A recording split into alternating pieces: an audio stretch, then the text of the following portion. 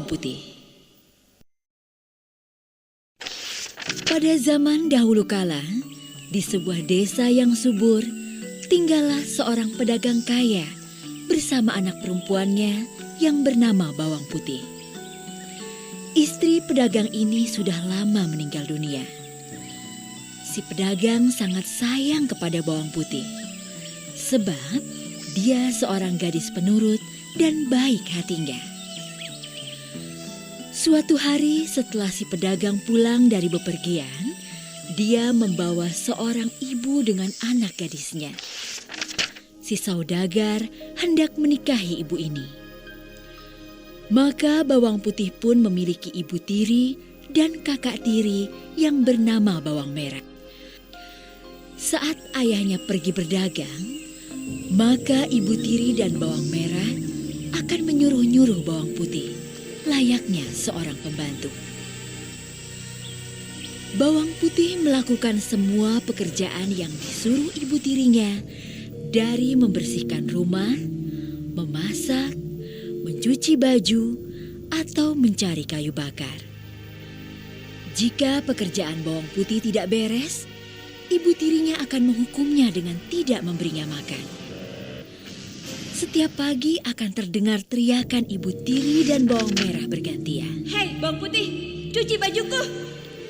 Belum selesai mencuci baju, Bawang Putih sudah dipanggil ibu tirinya. Bawang Putih, siapkan sarapan. Kami sudah lapar. Baik, Bu. Karena Bawang Putih sering bekerja dan dihukum, tubuh Bawang Putih jadi kian kurus. Suatu hari ayah Bawang Putih pulang ke rumah dan jatuh sakit. Sakitnya sangat parah. Bawang Putih sangat sedih karenanya. Dia tidak pernah meninggalkan ayahnya sendiri. Namun apa daya, Tuhan berkata lain. Ayah Bawang Putih pun meninggal dunia. Ayah, jangan tinggalkan Bawang Putih. Ayah. Bawang Putih menangis sedih. Ibu tiri dan Bawang Merah justru kegirangan karena rumah dan harta ayah Bawang Putih menjadi milik mereka. Lihat Bawang Merah, akhirnya dia meninggal juga. Iya, Bu, kita akan kaya. Kehidupan Bawang Putih menjadi semakin sengsara setelah ayahnya meninggal. Tidak ada lagi ayah yang menyayanginya dan menghiburnya.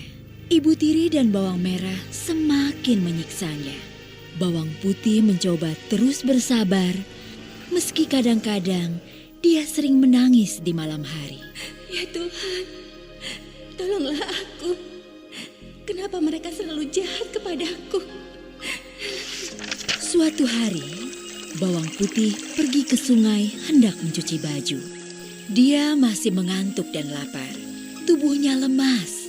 Saat mencuci, Bawang Putih tidak sadar jika selendang kesayangan ibu tirinya hanyut. Ketika Bawang Putih memasukkan cucian ke dalam keranjang, dia terkejut karena selendang ibu tirinya tidak ada. Hah? Selendang kesayangan ibu tidak ada. Jangan-jangan hanyut di sungai. Aduh, bagaimana ini? Aku tidak berani pulang. Ibu pasti akan memukulku habis-habisan. Akhirnya Bawang Putih pun pergi menyusuri sungai untuk mencari selendang ibu tirinya. Di tengah jalan, dia bertemu dengan seorang petani yang sedang memandikan sapinya. Paman, apakah Paman melihat selendang berwarna merah hanyut di sungai? Petani itu mengangguk dan menjawab. Selendang merah? Oh iya, Paman melihatnya. Sepertinya selendang itu diambil nenek tua yang sedang mencuci pakaian tadi. Rumah nenek tua itu ada di atas gunung. Bawang Putih pun segera pergi menaiki gunung. Di sana, dia menemukan sebuah rumah kayu. Bawang Putih mengetuk pintu rumah itu. Permisi, Nek. Apakah nenek menemukan selendang merah milik ibuku? Kemudian nenek tua keluar dari dalam rumah dan menyapa bawang putih. Ada cucu datang. Ayo masuk. Siapa namamu, Cuk? Aku bawang putih, Nek. Nenek tua itu akan memberikan selendang merah dengan satu syarat. Bawang putih harus membantunya terlebih dahulu. Bawang putih bersedia. Selama seharian, bawang putih membantu si nenek memasak, mencari kayu bakar, membersihkan rumah, dan mencuci baju. Bagi bawang putih, semua pekerjaan itu tidak berat, sebab dia sudah terbiasa melakukannya. Tibalah waktunya bagi bawang putih untuk pamit pulang. Si nenek memberikan selendang itu kepadanya. Bawang putih, ini selendang merah yang kamu cari. Oh iya, aku ingin memberikan hadiah, sebuah labu untukmu karena kamu sudah membantuku. Pilih mana yang kamu suka. Di meja sudah ada 2 buah labu kecil dan besar. Bawang putih memilih labu kecil karena dia merasa tidak akan sanggup membawa labu besar. Sebab dia juga harus membawa keranjang penuh pakaian miliknya. Aku pilih yang kecil saja, Nek. Baiklah, ambillah labu kecil itu. Tapi ingat, labu itu jangan kamu buka sebelum kamu sampai di rumah. Paham? Baik, Nek. Aku akan menuruti semua perintah nenek.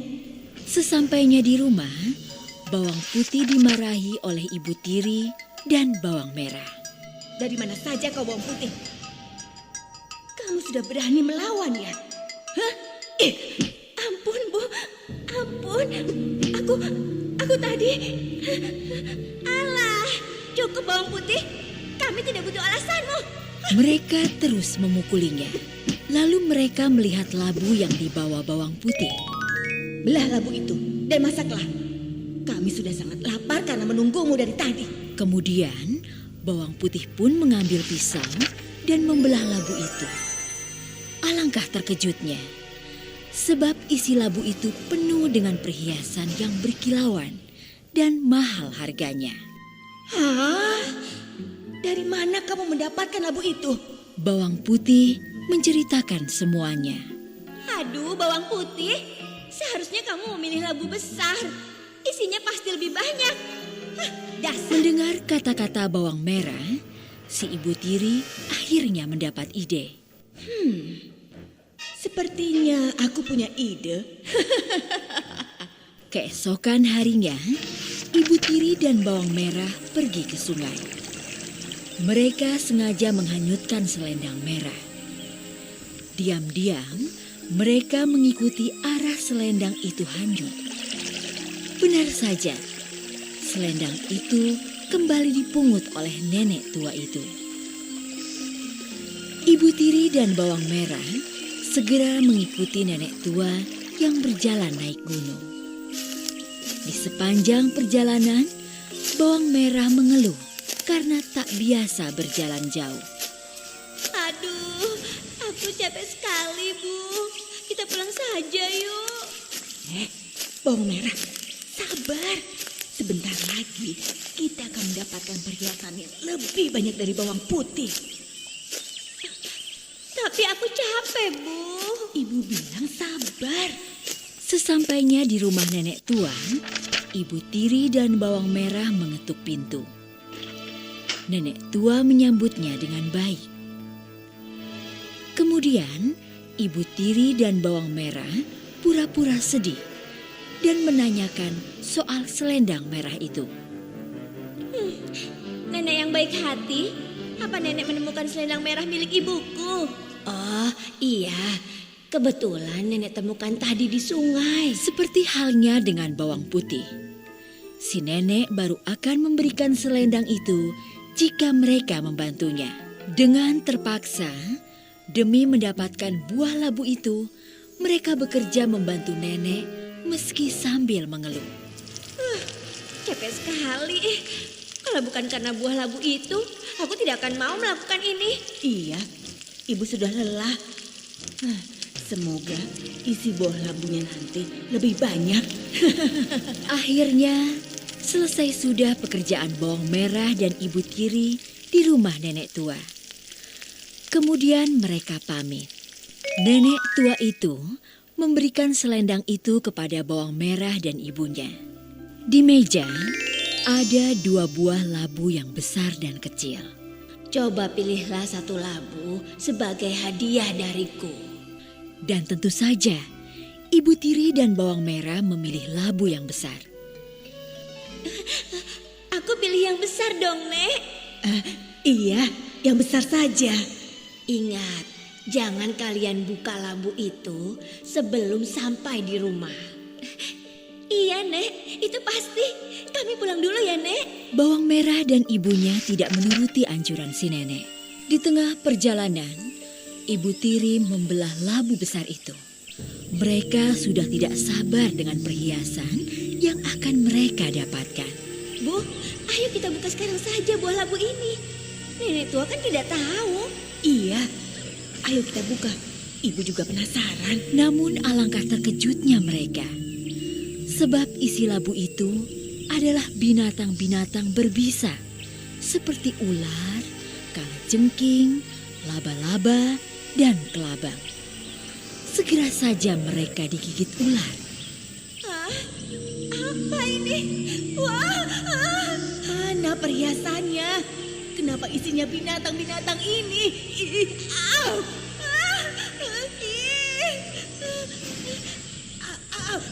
Aduh, ibu, aduh.